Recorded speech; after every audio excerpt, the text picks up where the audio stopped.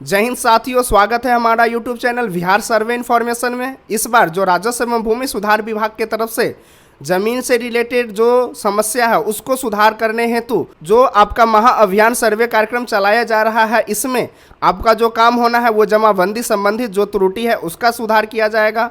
उसके बाद इसमें दाखिल खारिज मतलब जो आपके पूर्वज के नाम से ज़मीन था, आपके पूर्वज के नाम से खतियान था या केवाला था और उनका जो है जमाबंदी कायम है, बट उनका जो है मृत्यु हो गया है, वो अब चाह रहे हैं कि मेरे नाम से जमाबंदी कायम हो जाए, अपने नाम से रसीद कटने लग जाए। तो ये जो दाखिल खारिज का काम है ये आपका इसी महाअभियान कार्यक्रम में किया जाएगा। आप चाह रहे हैं कि आपके नाम से जो है वो आपका जमाबंदी कायम हो जाए, तो इसके लिए आपको क्या क्या फॉर्मेट चाहिए, आपको क्या क्या उसमें डिटेल भरना है, उसके साथ में आपको क्या क्या डॉक्यूमेंट्स लगाना है।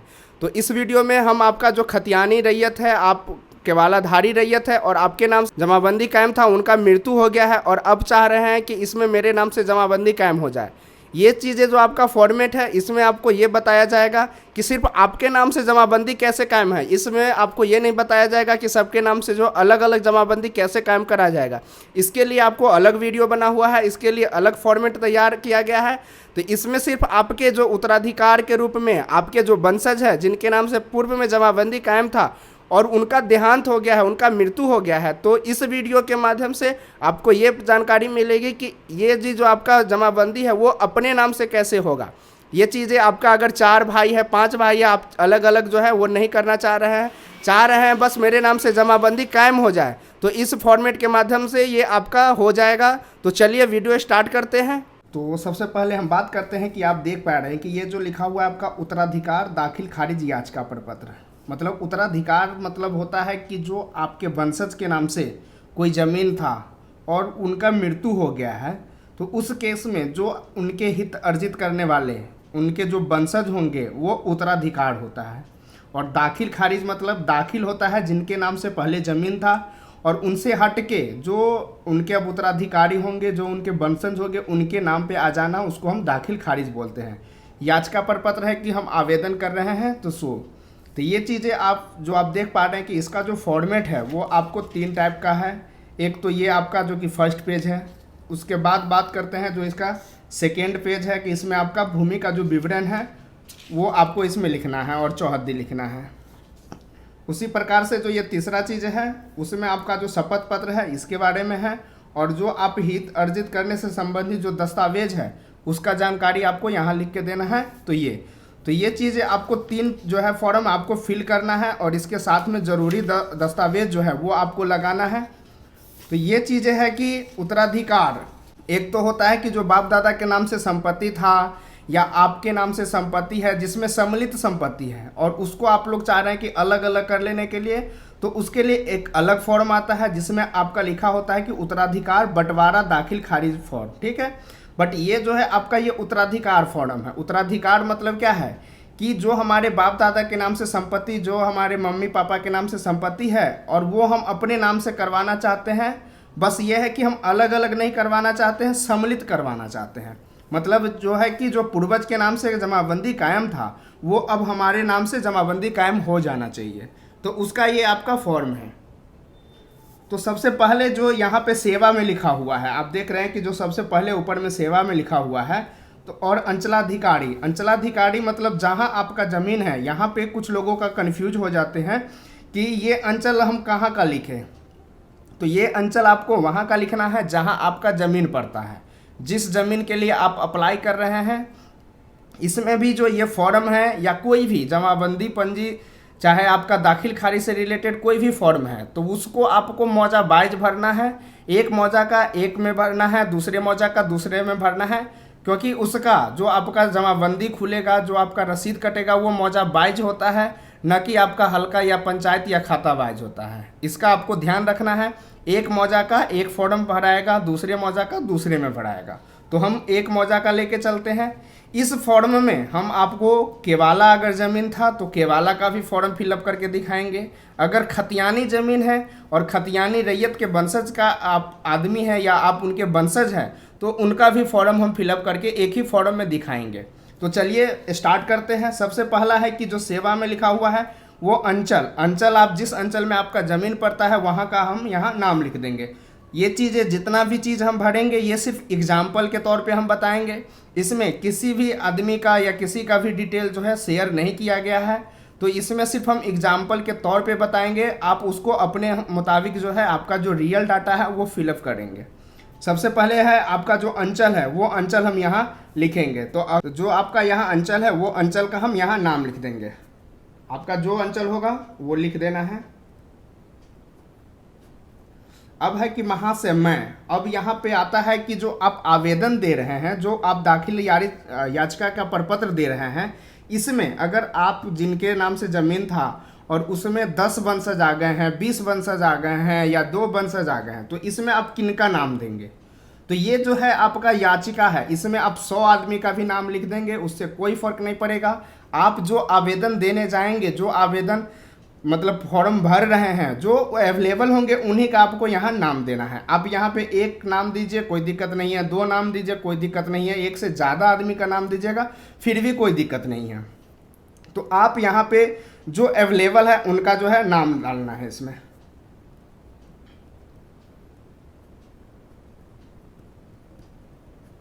ठीक है, तो हम अभी यहाँ पे एक ही आदमी का नाम दे रहे हैं और एग्जाम्पल के तौर पे हम सोच रहे हैं कि इनमें जो वंशज होंगे वो 4 होंगे, तो आपको चारों का इसमें नाम नहीं डालना है। जो वहाँ अवेलेबल होंगे, हो सकता है कि 4 वंशज में 3 बाहर कमा रहे हैं, एक आदमी यहाँ पे है, तो कोई ना कोई जो यहाँ अवेलेबल होंगे वो अपना नाम लिख के और उनका जो है आवेदन करेंगे। फिर उसके बाद जो पिता का पुत्र का है वो आप इसमें टिक कर देंगे। यहाँ पे पुत्र, पुत्री और पत्नी इसीलिए लिखा गया है क्योंकि ये जो आपका ज़मीन है, ये जो आप फॉर्म फिलअप कर रहे हैं वो उत्तराधिकारी, तो हिंदू धर्म में जो 2005 से नियम बना है और ये जो आपका हाईलाइटेड मुद्दा रहा है ये सर्वे के दौरान कि कोई भी अगर भूमि है तो उसमें आपको पुत्री का भी हिस्सा होना है, पत्नी का तो हिस्सा होगा ही। और एक ज़रूरी बात है कि अगर किन्हीं पिताजी के नाम से ज़मीन है और उनका मृत्यु हो जाता है और उनकी जो पत्नी है, अब मतलब कह सकते हैं कि आपकी मम्मी जो है वो जीवित है, तो उसमें किनका नाम धराएगा, इस चीज़ के लिए बहुत लोग कन्फ्यूजन है। तो जो अभी इस ज़मीन का जो काम चल रहा है उसमें जो नियम है कि जो पत्नी होगी वो आपका एक हिस्सेदार होता है, जितना हिस्सा भाई को मिलता है, जितना हिस्सा बहन को मिलता है, उतना ही हिस्सा जो होता है आपकी माँ को मिलेगा। तो माँ भी जो होती है वो आपका पूरा होल जो होता है हिस्सा वो नहीं होता है, उनका जो अपना एक हिस्सा होता है उन्हीं का वो हकदार होती है। तो जब भी अगर ऐसा केस हो तो उसमें मम्मी का भी नाम डालना है, अपना भी नाम डालना है, बहन का भी नाम डालना है। बहन का अगर हिस्सा नहीं चाहिए, क्योंकि ज़्यादातर हिंदू केस में बहन जो है वो हिस्सा नहीं लेना चाहती है या नहीं लेती है, तो उस केस में आपको एक NOC जो होता है, नो ऑब्जेक्शन सर्टिफिकेट या एफिडेविट जिनको हम बोलते हैं, वो नोटरी के माध्यम से आप लिखवा लेंगे, उन पे साइन करवा लेंगे कि जो भी मेरा हिस्सा बन रहा है, जो मेरा माता पिता या मेरे वंशज का जो हिस्सा बन रहा है वो हम स्वेच्छा से अपने भाई को, अपने माता पिता को दे रहे हैं, और वो अपना साइन कर देगी। इससे आने वाला दिन में कभी भी वो हिस्से जो होगा उनका, उस पर कोई दावा नहीं कर सकता है। तो इसका आपको ध्यान रखना है। इसीलिए यहाँ जो पुत्र और पुत्री, जो पत्नी लिखा हुआ है कि अगर मान के चलिए कि उनकी पत्नी ही है, उनका पुत्र पुत्री कुछ भी नहीं है, तो पत्नी के में टिक लग जाएगा और यहाँ पे पत्नी का नाम लिखा जाएगा। तो यही चीज़ है, आपका पुत्र है तो पुत्र में हम टिक मार देंगे। इसी केस में आपका खतियान रहे चाहे केवाला रहे, सब में आपका ये कॉमन ही जाएगा। ये ध्यान रखना है, कन्फ्यूज नहीं होना है कि मेरा खतियानी ज़मीन है या मेरा केवाला का ज़मीन है, ये आपको कन्फ्यूज नहीं होना है। ठीक है, तो इसमें आपका जो है स्वर्गीय,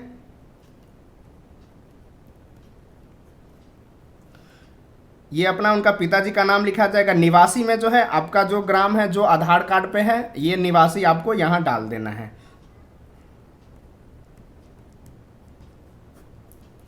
अब आता है जो डाकघर है, वो आपको यहाँ पे लिख देना है, जो आपका डाकघर पड़ता है। थाना जो आपका पड़ता है वो यहाँ पे आपका लिख देना है। अंचल जो पड़ता है आपको वो लिख देना है, और जिला जो आपका है वो लिख देना है।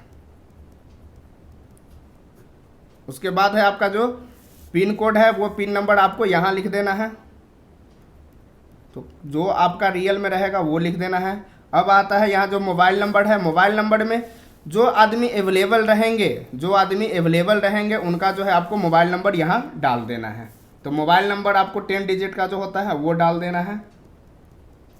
अब है कि भूमि जिसका विवरण निम्नांकित है हेतु दाखिल खारिज हेतु याचिका समर्पित करता हूँ, मतलब आप जो है जिनका दाखिल खारिज अपने नाम से करवाना चाहते हैं उनके बारे में आपने पूरा डिटेल लिख दिया जो आपका ऊपर में बना हुआ है।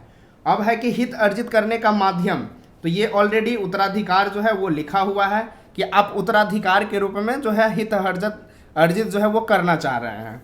अब है कि हित अर्जित करने वाले व्यक्ति सभी हिस्सेदार का नाम। अब यहाँ पे केस आता है कि जो आप केवाला खतियान का जो कन्फ्यूजन लोगों में बैठा हुआ है कि जो वंशज का नाम है यहाँ पे इसके लिख देना है हित अर्जित करने वाले व्यक्ति सभी हिस्सेदार का जो नाम है उसमें आपका जितना भी हो, इसमें जैसे है कि कॉलम 1 2 3 4 हिस्सेदार का ही हो सकता है कि आपके जो वंशज होंगे उसमें 4 आदमी होगा, हो सकता है कि उसमें 6 आदमी होगा, हो सकता है कि 50 आदमी हो। तो आपको क्या करना है कि ये जो है आपका किसी भी साइबर कैब वाले के पास जाना है और इस पीडीएफ को बोलना है कि यहाँ पे हमको 20 कॉलम बना दीजिए, मेरा 30 कॉलम बना दीजिए। वो आपको एक एडिट कर देते हैं और वो मॉडिफाई करके आपको बना देते हैं परपत्र। तो इसमें है कि वंशज का नाम।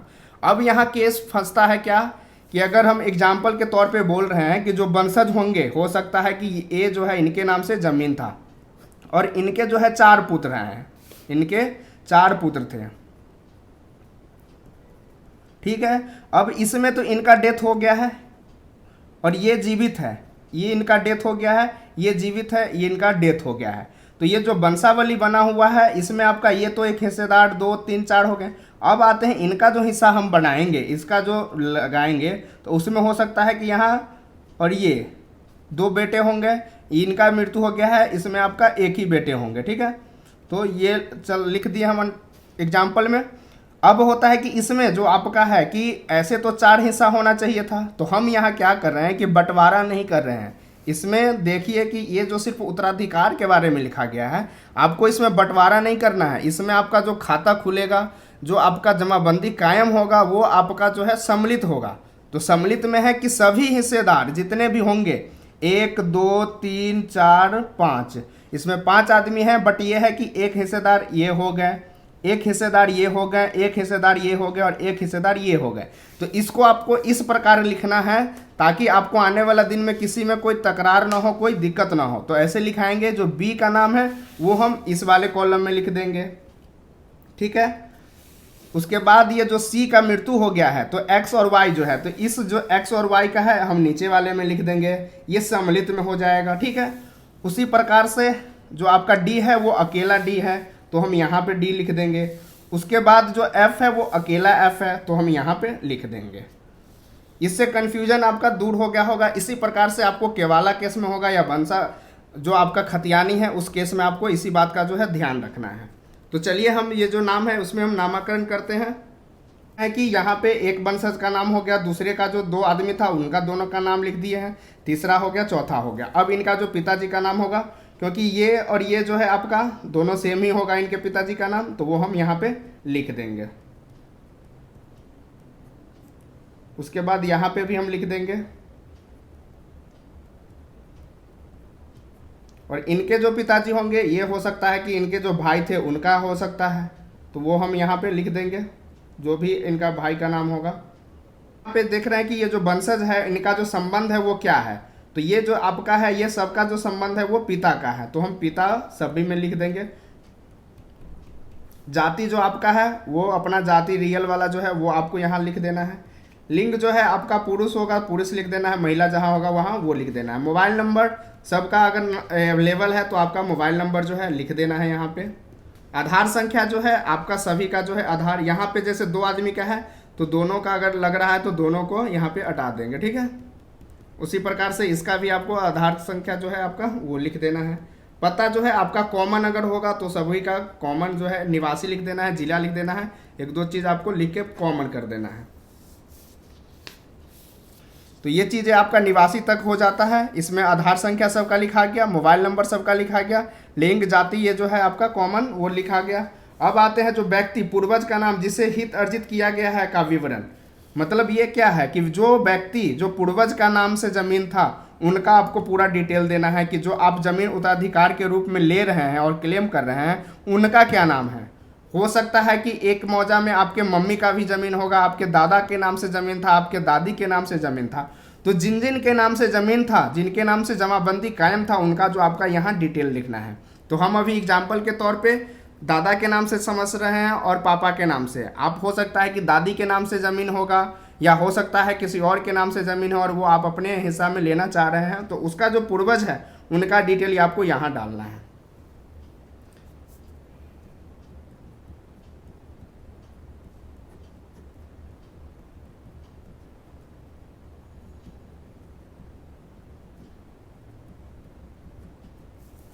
अब जो यहाँ पे लिखा हुआ है, हम मान रहे हैं जो बिंदेश्वरी भगत है और उर्मिला देवी, इनके नाम से जो ज़मीन था और इनके जो पिता का नाम होगा वो हम यहाँ पे लिख देंगे। उर्मिला देवी है, इनके जो पति का नाम, जैसे ये तो पिता हो गए इनके, और इनके जो पति हो गए ये आपका बिंदेश्वरी भगत, इनका हम मान लेते हैं। ठीक है, पता है कि यहाँ जो संबंध है वो संबंध क्या है, तो ये चीज़ें आप देख पा रहे हैं कि जो बिंदेश्वरी भगत है और ये इनके पिता का नाम यहाँ पे हम लिखे हैं, तो इसका मतलब ये पिता हो गया। ठीक है, और ये जो उर्मिला देवी है और ये बिंदेश्वरी, ये पति है। ठीक है, तो ये चीज़ें आप समझ पा रहे हैं कि इसका जो आपका ये है रिलेशन, वो आपको यहाँ दर्शा देना है।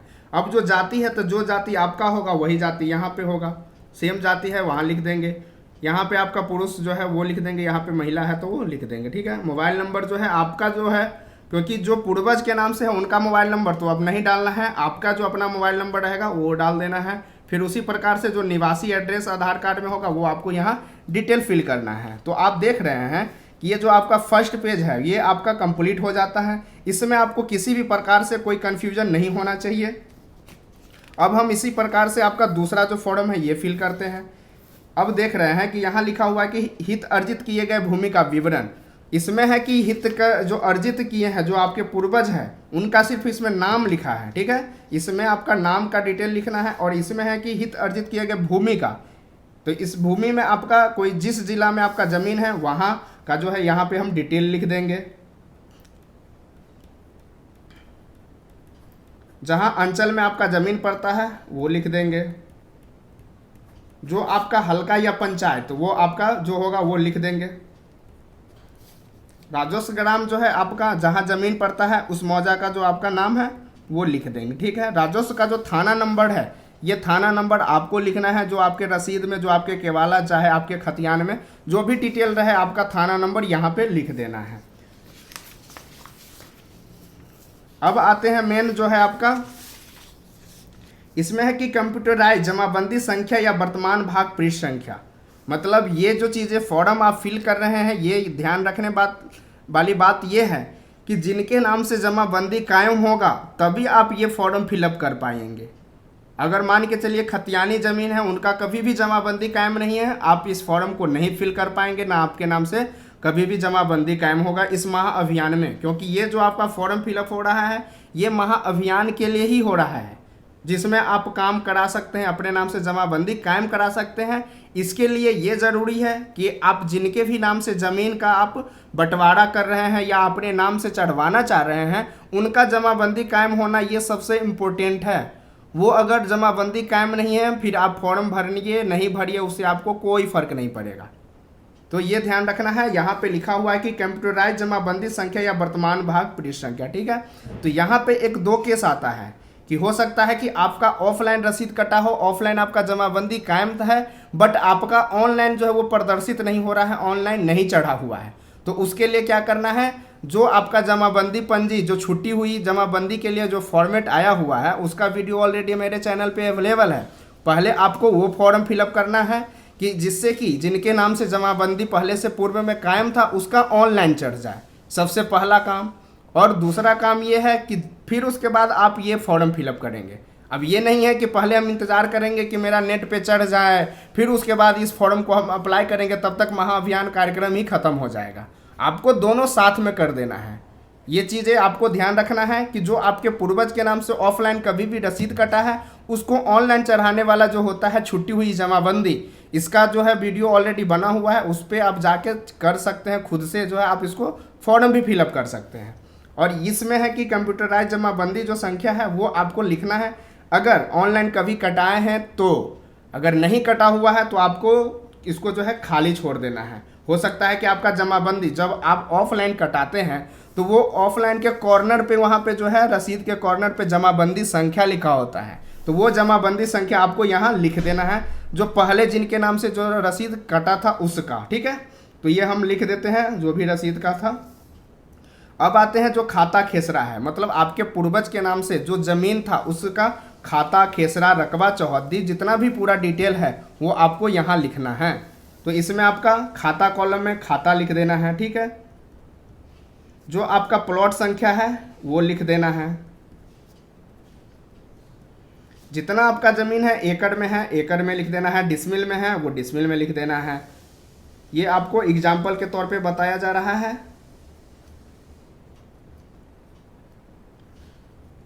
ये आपका डिसमिल में है। हो सकता है कि कहीं आपका वर्ग करी दिया हुआ है, तो जहां वर्ग करी दिया है वहां आपको पॉइंट डाल के उसके आगे 3 डिजिट का जो होता है वो आपको लिख देना है, ठीक है। जहां भी वर्ग करी का दिया हो तो वो आपको 3 डिजिट में लिख देना है बगल में। अब है चौहद्दी जो है आपका, देखिए हो सकता है कि ये दोनों जो खेसरा आपका है वो दोनों एक ही जगह हो, तो इसका कॉमन जो है आपका चौहद्दी लिख देना है, ये दोनों मिला के, ठीक है। अगर अलग अलग चौहद्दी है तो सबका जो है आपको अलग अलग जो है आपका चौहद्दी यहाँ लिख देना है। ये आपका उत्तर दक्षिण पूरब पश्चिम जो आपका चौहद्दी रियल में हो, इसका भी ध्यान रखना है कि जो अभी प्रेजेंट का चौहद्दी है वो आपको फिल करके देना है, जिससे आपका चौहद्दी भी जो है वो प्रेजेंट के मुताबिक अपडेट हो जाए। तो ये आपका जो चौहद्दी है वो प्रेजेंट का देना है, क्योंकि जो रसीद है जो खतियान है या ये सब बहुत पुराना हो गया है, उसमें आपका 1 से 2% ऐसे व्यक्ति होंगे कि जो रियल में अभी आपके चौहद्दीदार में डॉक्यूमेंट्स के अनुसार होंगे। बट अभी तक में ऐसा कोई केस नहीं है जिसमें 50% या 60% है कि जो उस समय खतियान बना था या केवाला लिए थे वो अभी भी प्रेजेंट है। बहुत सारा खरीद बिक्री हुआ है, नए जो है चौहद्दीदार आपके आए होंगे। तो ये चीज़ें आपको लिखना है। इसमें बहुत सारा कॉलम और रॉ बना हुआ है, आप इसमें जितना खाता खेसरा चाहे आप इसमें लिख सकते हैं। तो ये चीज़ें हो गया आपका। इसमें अगर नहीं अटता है उसके लिए भी और भी जो है आपका जगह दिया गया है। नहीं अटता है तो उसमें भी आप जो है उसको मॉडिफाई करके लिख सकते हैं। अब जो हम लास्ट वाला जो पेज भरते हैं इसमें आप देख रहे हैं कि इसमें जो लिखा हुआ है हित अर्जित करने से संबंधित साक्ष्य का विवरण। अब यहाँ पे आते हैं कि जो अभी आप क्लेम कर रहे हैं तो उसके साथ में जो आप डॉक्यूमेंट्स तो कुछ ना कुछ तो आप जरूर दीजिएगा, या आपको दिखाना होगा कि आप जो ज़मीन अर्जित कर रहे हैं वो किस टाइप का भूमि है। तो इसमें जो दस्तावेज का प्रकार है यहाँ पे आपको लिखना है। तो हम अभी बात कर रहे हैं कि केवाला केस में क्या लिखेंगे और खतियान केस में आपको क्या लिखना है। तो दस्तावेज का प्रकार में सबसे पहले हम खतियान को दर्शाते हैं, ठीक है। ये मेरा खतियान ज़मीन है। दस्तावेज संख्या आपका किस प्रकार का खतियान है उसके बारे में हम यहाँ लिख देंगे। आरएस अगर सर्वे वाला है तो डिविजनल सर्वे लिख देंगे, सीएस वाला है तो सीएस लिख देंगे, अगर चक वाला है तो चक लिख देंगे। ये 3 टाइप का ही आपका जो है दस्तावेज होगा, तो जिसमें होगा आपको ये लिख देना है। दस्तावेज दिनांक जो है आपका जो खतियान जिस दिन मिला हुआ है उसमें डेट जो रहता है वो मेंशन रहता है, तो वो आपको लिख देना है जब भी का हो। दस्तावेज मूल्य खाली छोड़ देना है। ये है आपका जहाँ पे निर्गत का कोर्ट का जो है वो नाम है, तो ये अगर नहीं है छोड़ देना है। जिला जिस जिला में आपका है वो जिला का यहाँ नाम लिख देंगे। पता में है आपका जो पता है वो लिख देना है जो पीछे आपने लिखा है। फिर उसके बाद अब बात करते हैं, ये तो खतियान के केस में हो गया। आप खतियान का अगर है तो ये लिख के आगे बढ़ सकते हैं। अब है कि केवाला, क्योंकि 2 ही जो है मेन आदमी का काम होता है, एक होता है कि केवाला होता है, एक होता है खतियान। तो हमने केवाला के जगह पे यहाँ पे लिख दिया केवाला। अब आते हैं कि दस्तावेज संख्या, तो जो केवाला होता है उसके कॉर्नर पे डीड नंबर, अभी जो नया जितने भी केवाला लिए होंगे उस सब में डीड नंबर लिखा होता है, तो जो डीड नंबर वहाँ पे लिखा होगा वो आपको यहाँ डीड नंबर जो है लिख देना है। दस्तावेज दिनांक, जो जिस डेट में आपका रजिस्ट्री हुआ है वो आपका डेट डाल देना है। दस्तावेज मूल्य अगर आपको पता चल रहा है केवाला में वो लिख देना है, नहीं है तो कोई दिक्कत नहीं है। इसमें है कि कोर्ट का नाम, जो आपने निबंधन जहाँ कराया हुआ है उस निबंधन कार्यालय का जो है नाम लिख देंगे, ठीक है। अब है कि जिला का, जहाँ पे आपने रजिस्ट्री करवाया हुआ है उस जिला का नाम लिख देंगे हम। पता जो आपने पीछे लिखा है वो पता आपका लिखा जाएगा। तो इतना चीज़ करने के बाद जो आपका कॉलम में कुछ नहीं लिखना है उसको जो है खाली हम कर देंगे और ऐसे छोड़ के लिख देंगे ताकि इसमें कोई दूसरा जानकारी फीड ना कर सके। अब आते हैं कि मैं इसके साथ में हिजरत अर्जी जो है उसके बारे में अब डॉक्यूमेंट्स में है कि 100 अभिप्रमाणित छाया प्रति संलग्न कर रहा हूँ। 100 अभिप्रमाणित होता है कि खुद से जितना भी पेज होगा उसमें आपको एक आदमी का साइन कर देना है, जिससे ये हो सके कि जो आपके द्वारा डॉक्यूमेंट्स दिए गया है वो सही है और वो आपके देख रेख में दिया गया है। तो अगर खतियान दे रहे हैं तो खतियान के कॉपी फोटोस्टेट जो करेंगे उसमें 100 अभिप्रमाणित करके अपना साइन कर देना है। यहाँ पे इंग्लिश में लिखते हैं तो आप सेल्फ अटेस्टेड लिख के अपना साइन कर देते हैं। ये चीज़ें हो गया। उसके बाद है कि उपयुक्त भूमि का दाखिल खारिज जो है इसके बारे में लिखा गया है। ठीक है, अब है कि शपथ पूर्वक बयान करता हूँ, ये आपका शपथ पत्र है कि मेरे द्वारा ऑनलाइन दाखिल खारिज करने हेतु दी गई विवरणी सही है तथा उक्त जमीन पर हमारा स्वामित्व शांतिपूर्ण दखल कब्जा है। अगर भविष्य में जांच सत्यापन शिकायत के क्रम में प्रमाणित होता है मेरे द्वारा गलत विवरणी दी गई तो मेरे ऊपर जो विधिवत संबद्ध कानूनी कार्रवाई ये आप क्लेम कर रहे हैं, आप शपथ पत्र जो है वो दे रहे हैं। अब होता है याचिकाकर्ता, वो पहले हमने जो बताया है, जो यहाँ पे जिनका नाम रहेगा ये जो है जो याचिका दे रहे हैं वो अपना यहाँ पे साइन कर लेंगे। जो शपथ पत्र बनाएंगे उनका यहाँ साइन हो जाएगा। ठीक है, यहाँ पे जो विश्वासभाजन में याचिकाकर्ता जो है वो अपना साइन कर देंगे। तिथि जिस तिथि को आप करने जा रहे हैं वो तिथि आपको यहाँ लिखा देना है। ठीक है, अब है कि पूर्वज का मृत्यु प्रमाण पत्र या मृत्यु से संबंधित शपथ पत्र या वंशावली, मतलब इसके साथ में जो आप 2 आदमी का नाम दिए हैं कि इन दोनों के नाम से मेरा जमीन था, किनके नाम से? बिंदेश्वरी भगत और उर्मिला देवी के नाम से। ठीक है, तो ये आपके वंशज है, ये तो आप कंफर्म कर रहे हैं कि मेरे वंशज है। तो इसमें आपको जो इनका मृत्यु प्रमाण पत्र हो या मृत्यु से संबंधित शपथ पत्र है वो या वंशावली जो है वो, इसका वीडियो हम अलग से बनाएंगे जिसमें आपका जो मृत्यु प्रमाण पत्र बनना है वो कैसे बनाना है, उसके बाद इसमें जो वंशावली बनाना है वो कैसे बनाना है, इसका वीडियो हम ऑलरेडी अलग बनाएंगे जिससे आपको पूरा क्लियर हो जाएगा इसमें जो वंशावली बनाना है चाहे मृत्यु प्रमाण पत्र आपको कहाँ से बनाना है। तो इतना चीज़ करने के बाद जो डॉक्यूमेंट्स के रूप में आपको लगाना है, ये तो आपका जो 3 पेज का फॉर्म है ये आपको लगाना ही लगाना है। अब है कि इसमें आपका जो खतियान था, खतियान का कॉपी लगा देना है। उसके बाद अगर केवाला है तो केवाला लगा देना है। इसके साथ में आपका जो जमाबंदी रसीद जो पूर्वज के नाम से था, जो कटा हुआ था, वो कॉपी लगा के आपको यहाँ पे जाके जो शिविर कार्यालय जो बना हुआ है वहाँ आपको जमा कर देना है। जैसे ही आप वहाँ जमा करते हैं आपको रजिस्ट्रेशन के रूप में आपके मोबाइल पे एक OTP आएगा और आपका रजिस्ट्रेशन ओके हो जाने के बाद आपको एक रजिस्ट्रेशन संख्या मिलेगा जो कि आपके मोबाइल पे रहेगा और कुछ दिनों के बाद उसको आप स्टेटस चेक कर सकते हैं कि मेरा जो काम है वो कहाँ तक पहुँचा। आशा करते हैं कि आज का वीडियो आपको अच्छा लगा हो। ऐसे ही बिहार सर्वे से रिलेटेड, बिहार जॉब से रिलेटेड और बिहार से किसी भी इंफॉर्मेशन से रिलेटेड जानकारी के लिए हमारे चैनल को लाइक करें, सब्सक्राइब करें और दोस्तों के बीच शेयर करें। वीडियो देखने के लिए धन्यवाद।